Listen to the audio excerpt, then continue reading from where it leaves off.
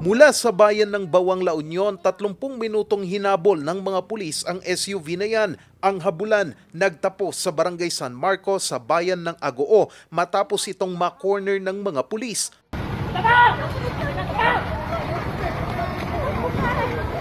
Ang driver kasi ng SUV sumibat matapos makabangga ng kotse sa Barangay Kinavite sa Bawang La Union bandang alas 11:30 ng umaga noong Sabado, March 14. Nakabuntot po yung patrol po natin. Then nung malapit na po sila sa Bawang Police Station, so nagpaharurot po ng takbo itong driver po ng SUV. Then yun nga, nagkaroon po ng habulan, then na-plug down po siya ng aringgay nung una, tapos tinakasan din yan. Ang habulan nagtapos nang mabangga ng SUV ang isang tricycle at isang kasalubong na sasakyan. Pero ang SUV driver tumangging bumaba kaya binaril ng mga pulis ang gulong nito at binasag ang bintana ng sasakyan gamit ang bato.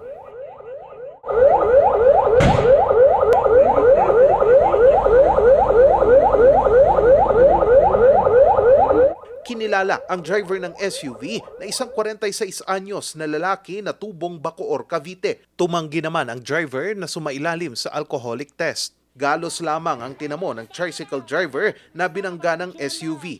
Question naman ng ilang netizens ang tilay kawalan umano ng protocol ng PNP sa naging pag-aresto sa SUV driver. Tugon naman dito ng PNP. Lahat naman ng mga patrol natin is well-equipped naman sa mga ganyan equipment dapat. Pero yun nga, last resort na yung ginawa natin.